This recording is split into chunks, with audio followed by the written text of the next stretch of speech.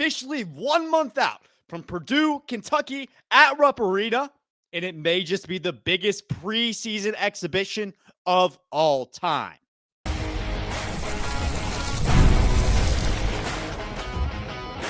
You are Locked On Boilermakers, your daily podcast on the Purdue Boilermakers, part of the Locked On Podcast Network, your team every day.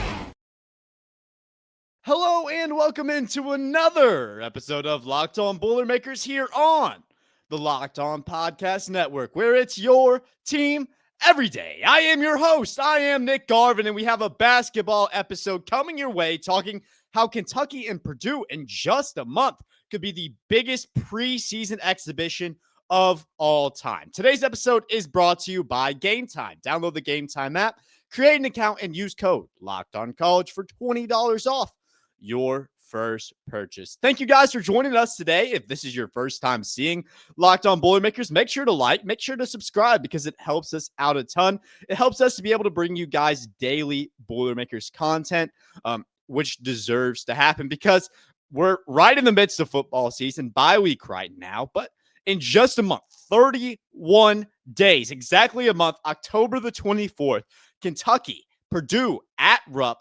It's an exhibition matchup, but it may be the biggest exhibition matchup in school history and college basketball history. And let me tell you why. It's not these teams on the court, because these are two of the best teams in the nation. Purdue is the national championship favorite. Kentucky isn't far behind. This is a Final Four preview in October, which rarely ever happens. It's happening, but while it's rare, it does happen. So what makes this one of the biggest, if not the biggest, exhibitions in college basketball history? Well, you could throw out the fact that these are two of the biggest brands in college basketball. When you think about Purdue, when you think about Kentucky, two of the most passionate fan bases in all of college basketball. But the reason I think that this matchup is going to be so important, it's not about the win or the loss, because the result isn't going to count. But what's going to count is these two differing philosophies. When you think about Matt Painter, you think about a guy who he brings in recruits. They may not be the highest recruits, but Matt Painter has built a career off recruiting guys that are going to fit his system, regardless of star numbers, regardless of recruiting rankings. It doesn't matter, because Matt Painter is going to find a guy intentionally that's going to fit his system. And not only is he going to develop him, he's going to be the number one head coach in the world at maintaining these guys on the team from year to year. A lot of the offseason talk was Matt Painter says, I had to acquire 2 All-Americans for my team this year, that being Braden Smith and Trey Kaufman-Renn. That's what Matt Painter has succeeded at. He's turned guys into stars. He's developed players that people have overlooked, and he's turned those guys into competitors that can bring this team back to March, that can bring this team to a national championship. That's what we've seen out of Matt Painter. But for Kentucky, they're looking at a new head coach. Last year was the first year of Mark Pope. It was a fairly successful year for your first year as a head coach. Otega Oweh proved to be one of the best players in the nation. And Kentucky, they have a lot of high hopes this year, but they've done things differently than how Purdue have done them. When you think about Kentucky basketball, you think about John Calipari. You think about that one and done philosophy. You think about guys like John Wall. You think about guys like Anthony Davis. That's just kind of where your head goes. You think about these talented players that were one and dones. Those guys didn't develop over a span of 4 years, like a Trey Kaufman-Renn, like a Braden Smith. It's a different philosophy. We know that Mark Pope is kind of wanting to do the same thing at Kentucky. We know that he's definitely utilized the transfer portal a lot more than what we saw with Calipari, but that's the nature of college basketball now. And that's kind of what it comes down to in a landscape of college basketball where times are largely unregulated. NIL money is all over the place. Teams are trying to figure out what they're going to do, what's going to be the path to victory going into this new era of college basketball. These two teams, these two brands do things a different way, but they both find success. So October 24th, I view this matchup as these two teams dueling to figure out what's going to be the successful method in college basketball. And I think that this is a lingering question that's going to stem through both of these teams throughout the remainder of the year, because when I think about Purdue, I think that's the national championship favorite. I hope that Purdue, and I expect Purdue to win the national championship this year. But I think Kentucky's a team that can be right there with Purdue. I think that Kentucky's a team that can definitely make it to a Final Four this year. I'm very high on both these programs, and both of these programs are trying to figure out if their way is going to be the successful way to winning national championships, because that's where both of these programs want to go. I'm not a Kentucky hater. I respect what Kentucky's been able to do with the departure of John Calipari, bringing in Mark Pope, and I'm happy that Mark Pope and Matt Painter, they were able to work out an ability for this exhibition to happen, for these two programs to face off against each other. Because this game hasn't happened since 1997. That's 30 years since these two teams have played. And honestly, I think that that's a shame, because these two fan bases are so passionate, and that's what makes this game so special. Going into Rupp, I hope that this one happens in Mackey. Going into the future, I hope that this game gets extended, maybe even into a regular season matchup. But for now, for this exhibition, for a matchup coming on in a month, there's a lot of huge storylines. We talk about how this can shape what the answer is for where college basketball is going. These two programs with different identities, both looking for success, but from an actual matchup standpoint, it's an early season exhibition, October 24th, but it may be the most talent on the court from both sides that we're going to see in a matchup all year this year. And Purdue, they face plenty of tough teams. Iowa State, Marquette, Auburn, who Bruce Pearl just retired today. So they face a ton of quality teams, but this Kentucky team, although not a game that's going to count on the wins or losses, is a game that's going to feel like a national championship environment in October, because you have all these players. You have the matchup between Otega Oweh, who, when I talk about where Purdue is going to be the least strong this year, it's going to be at that wing spot. They have plenty of guards, and some of those guards are going to have to slide over to play that 3 spot, whether that be a Fletcher Lawyer moves over to the 3 or a CJ Cox, Ja'Cory Harris. Either way you slice it, you don't have a guy that's huge at the small forward position. That's the only spot on this team that there may be some question marks about that. And Otega Oweh is the perfect 3. That's the guy that's going to test you harder than anybody. One of the best players in the nation. He comes, and that's the skill set that you're going to have to guard this year. So early season matchup, you face off against one of the best players to fill that hole. And then Denzel Aberdeen, Kentucky, they bring him in from a national championship team in Florida. That's going to be a guy that matches up with Fletcher Lawyer. You have that Fletcher Lawyer Aberdeen matchup at the 2 spot or at the 3 spot, whatever Mark Pope, whatever Matt Painter they elect to do there. Another huge matchup. So you have Otega Oweh, who's looking to win a National Player of the Year. You have Braden Smith, who's trying to win the National Player of the Year. Those guys match up. You have one of the best freshmen in the nation, Omir Meyer, who I think is the best freshman point guard, matched up behind the best point guard in the nation. He faces off against a freshman in Jasper Johnson, who is one of the most highly touted freshmen that Mark Pope was able to pull this year from Overtime Elite. You have the quality. You have Brandon Garrison, who was at Kentucky last year. He's a center who's going to match up against Trey Coffin-Rain, against Oscar Clough.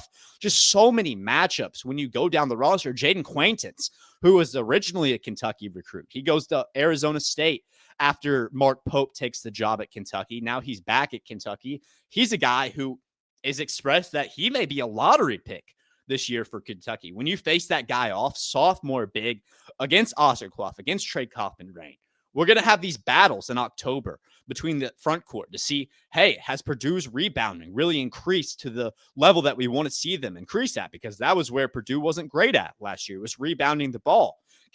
They're going to be a good rebounding team.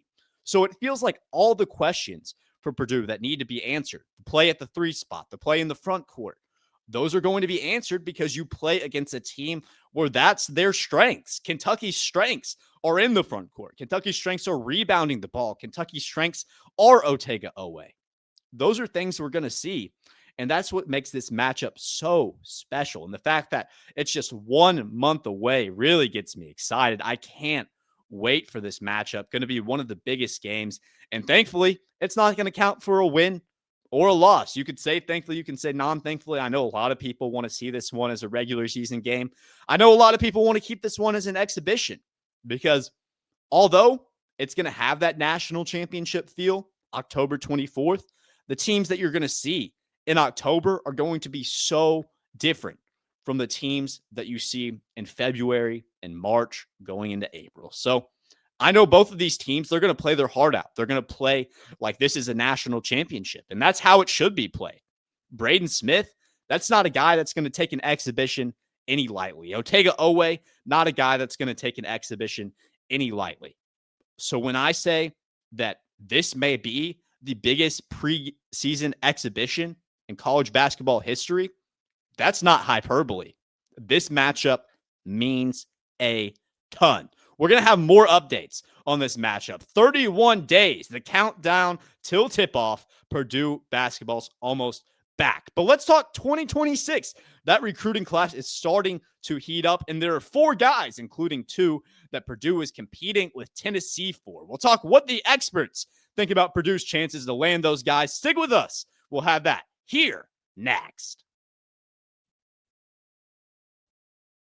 This episode is brought to you by Square. Your favorite neighborhood spots run on Square. There are certain businesses that truly make the neighborhood feel like home. Whether it's the local sports bar, packed on game days, the coffee shops that know your order by heart, or the corner deli that's been serving your community for decades. These are the places that bring people together. When neighborhood businesses thrive, the whole neighborhood thrives. Some examples of places that run on Square: Mitchell's Mex, Purdue Team Store, Silver Dipper Ice Cream, R&W, Kona Ice of Midwest Indiana, the 11th House, Patio Drive-In. Those are just a few examples of all the hundreds and thousands of businesses that use Square. And for our local community, we have it, and Square is a proud partner of more than 4 million neighborhood businesses around the world. You can go to square.com/go/lockedoncollege to learn more. But before you do, go support your favorite neighborhood spot. You'll be happy you did. Square. See you in the neighborhood. Today's episode is also brought to you by our friends at Game Time. College football is back, and I couldn't be more excited. The tailgates, the rivalries, the energy in the stands, there's just nothing like it. But let's be real. Actually getting tickets can feel like more than a battle than the game itself. Endless queues, hidden fees, prices jumping at the checkout. That's why I use Game Time, the app that gives the advantage back to the fans. It's the easiest way to score last-minute tickets at the best prices. With no surprise fees, what you see is what you pay.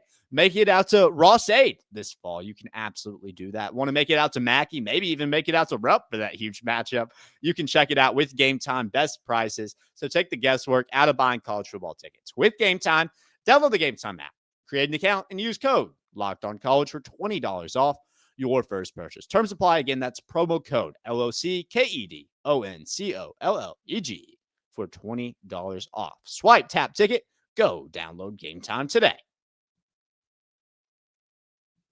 So, as we know, this 2026 class has really been shaping up to be one of the biggest in Purdue history. Already 2 early commits, 1 super early. Matt Painter lands the #1 player in the state of Indiana, and point guard Luke out of Mount Vernon, and then follows that up with a huge commit in Jacob Weber, who's one of the best shooters in the 2026 class. But right now, there are about 4 guys that Matt Painter is really still going after, that the Purdue Boilermakers are still going after in the 2026 class that they really want to land. So I searched up Rivals, One Network, whatever you want to call it right now. They have a method where the experts, they predict where these guys are going, and they give out percentages. So I crafted the 4 guys that I came up with that I believe that Matt Painter really wants to land.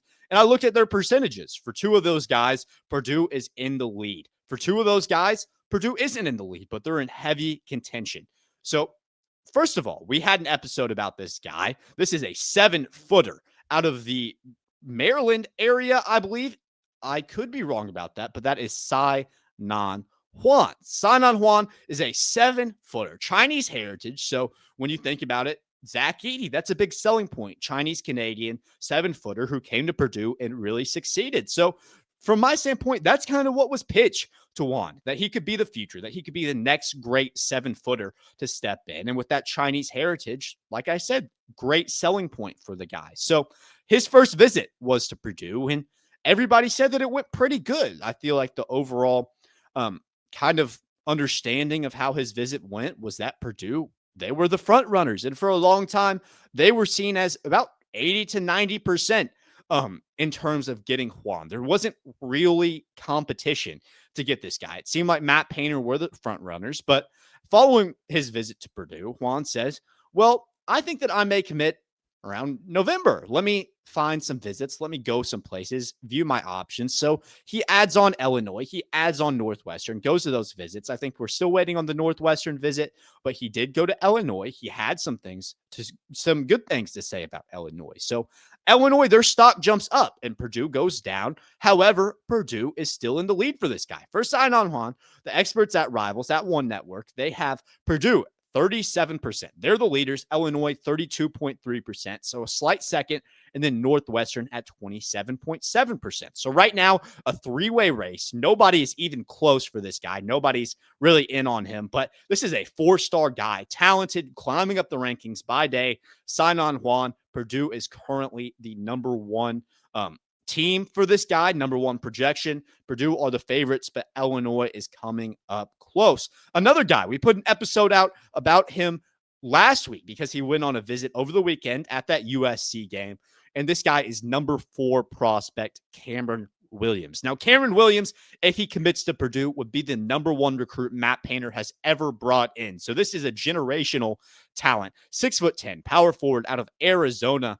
And when you think about the teams that are recruiting him, Arizona is the front runner for now. But right now, it's like 5 teams are really in on this guy. 5 teams all have a chance. Right now, the guys at Rivals have Arizona at 18.4%, and that's mainly due to being such a close distance to where Cameron Williams played high school. Good program at Arizona. They're the favorites at 18.4%. USC, second at 16.1%. Texas, 13.8%. Purdue comes in at 4 at 11.5%. SMU also at 5 at 11.5%. So what I see for Cam Williams is that I don't think he's committing soon. I think that we got some time on this guy. I think that Purdue, they have the opportunity to make a final pitch with Quinn Costello going to Michigan. It opens up the opportunity for Cameron Williams to say, hey, I have a future here. If you want to be a one-and-done guy, you can plug in 2026 and do that. But if you want to develop under Matt Painter, you can turn into the best player in the nation. I think that's a good selling point for Cameron Williams. Right now, I would say if I had to project a team, I think Arizona gets this guy, but still Purdue in the top 5, Purdue still contending, and this guy would be a generational commitment for Matt Painter and the Boilermakers. And now a guy who got a lot of buzz over social media this past weekend, he went to Purdue to visit West Lafayette, and the real competition for this guy, and this guy being Ralph Scott from IMG Academy, small forward, 6'8", I would say 6'8", 6'7", 6'8", around that range. Ralph Scott, he's a real elite scorer, elite defender. This is a guy that can turn into a great defender, but he visits Purdue, and we saw earlier in the year, Jacob Weber, the real competition there was between Purdue and Tennessee. For Ralph Scott, the real competition is between Purdue and Tennessee. He really visited Purdue, really liked it with Jacob Weber committing to Purdue over Tennessee. Purdue needed to fill out that 3 spot. They view Jacob Weber as a more traditional shooting guard who can really shoot lights out, but that's kind of the spot they like him at. Ralph Scott, he provides some depth at that 3 spot that Purdue hasn't really had in quite a little bit. So Ralph Scott, once again, competing with Tennessee. Right now, the guys at Rivals have Purdue as the favorite for Scott at 36.4%. Tennessee right behind it, 31.9%. And then A&M, the third team, at 27.3%. So the top 2, Purdue and Tennessee. Purdue, they beat out Tennessee once. Can they beat out Tennessee once again for a guy that they are super high on, that being Ralph Scott? And for the final candidate, this is a guy that his name was out a lot towards the beginning of the recruiting cycle. The kind of rhetoric around this guy, it's kind of cooled off a little bit. But Bo Ogden, this is a guy that Purdue is still very much in on. Getting Jacob Weber, that makes Ogden not necessarily fit into this recruiting class as well as you thought he may have before you get Jacob Weber, because he is 6'5", traditionally a shooting guard. That's the position that you want Jacob Weber at. So that's part of the reason why the talk around this guy has cooled off. But from Westlake, Texas, this guy is the real deal. He's able to shoot it just like Jacob Weber. He's going to develop as a defender. Bo Ogden, I think, can be a very good shooting guard for wherever he commits. And right now, once again, same old story. Tennessee, Purdue, the top two teams for this guy. Tennessee, a slight favorite at 36.7%. Purdue at 32.1%. And Virginia at 27.5%. So right now for Bo Ogden, this isn't a guy. Of all four, I think Purdue wants this guy probably fourth out of the four just because you got Jacob Weber already. You already got a guy at shooting guard that has the skills that Ogden possesses. So I would say that he's fourth, but still Tennessee and Purdue in a battle for Bo Ogden. So the way I think this plays out is between Illinois and Purdue, I predicted that Sainon Juan would be a Boilermaker. That gets a little bit more sketchy with Illinois really making a late push for this guy. So I think it's about 50-50 there. I think it's between those two teams over Northwestern. I do believe that Purdue will still get that commitment for Juan down the line. I just think they have too many good selling points for that guy. But we'll see. For Cam Williams, I do think Arizona will get him. But in the situation where Purdue does land him, I think that would be absolutely huge. And then between Ralph Scott and Bo Ogden, I think that Purdue gets one of those guys to round out a four-person class. I think it's Ralph Scott right now. I think that Tennessee will get Bo Ogden. I think that will persuade Ralph Scott to go to Purdue a little bit more, as Bo Ogden, similar player to Ralph Scott, not quite the same. I think Ralph Scott and Jacob Weber contrast each other more than Bo Ogden and Ralph Scott do. But anyways, if you're able to land a Juan, you're able to land a Ralph Scott, you pair that with Luke Ertl, you pair that with Jacob Weber, that's a top 10, top 5 class in the nation, and surely the top class Matt Painter has ever brought in. We'll have more updates as news breaks about all these guys. Purdue is in great opportunity to land some of the best players in the class of 2026. Exciting time to be a Purdue basketball fan. And over the weekend, some crazy stuff happening as some videos came out on Saturday, I believe, of Purdue, their basketball team. Omer Meyer, Braden Smith, all the guys carrying boats and logs, David Goggins style. Purdue basketball is doing Navy SEAL training. We'll talk about what that means for Purdue, why this high-intensity workout could make so much of an impact for Purdue this year. We'll talk about that. Stay with us. We got it here next. Mazda crafts cars for those who do more than simply move. Mazda delivers confidence with every ride, with more IIHS top safety pick awards than anyone else. From footwork to breathwork, athletes sweat all the details. Mazda, they bring that same intention to how we craft every single model. You can feel Japanese craftsmanship in every detail, from metallic accents to available Napa leather upholstery. You can even make everyday drives feel like anything but, from smooth handling to intuitive controls. Like our players, we sweat every detail, because when you make every move count, impossible becomes irrelevant. Mazda, move and be moved. So over the weekend, and I believe on Saturday, and there were TikTok videos, there were Instagram reels of this, and it got confirmed today by Purdue social medias. But Purdue, the basketball team, was apparently doing Navy SEAL training over the weekend to prepare for the ongoing season. Preseason practices start up in about a week now. So Purdue basketball in full swing, but some Navy SEAL practices, full David Goggins style, carrying the boats, carrying the logs, crawling under barbed wire, you name it. The Boilermakers were doing it over the weekend. And to my surprise, apparently this is something that goes on throughout programs fairly regularly. I thought that this was something that was completely unique to Purdue. And to be fair, there's no way that this isn't somewhat unique to Purdue, because I don't see this happening a whole ton. But apparently they're not the first program to do this. However, they brought in some Navy SEALs. They brought in guys to show Purdue what to do, some warm-ups. They carried a log down a trail, just some crazy stuff, crazy Navy SEAL training. And from my standpoint, I think it's pretty dang cool that Painter is having the guys do it.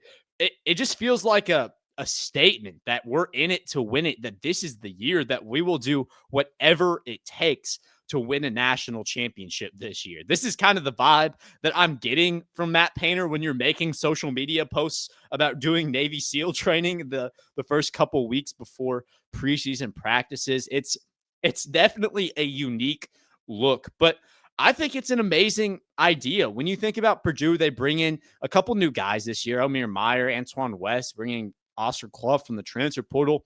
These are guys that they need to plug in. And when you think about Meyer, he was gone all summer at FIBA, Clough, some things going on. So those guys haven't been around the team the whole time. And just giving these guys the opportunity, it may suck in the moment. I'm not sure all these guys want to be doing this. It looked like Meyer was having a dang good time carrying the logs. He looked pretty happy, but I don't know if all the Purdue players wanted to be doing this. I doubt it. I doubt all those guys wanted to be practicing Navy SEAL training, but it seemed like there was a bond for this team. It seems like a brotherhood is quickly being established. And Matt Painter, he knows how to do that better than anybody. He knows how to build an environment of guys that are going to get along, of guys that are going to play for each other. And I think that that's what this technique, what this practice, it kind of does for you.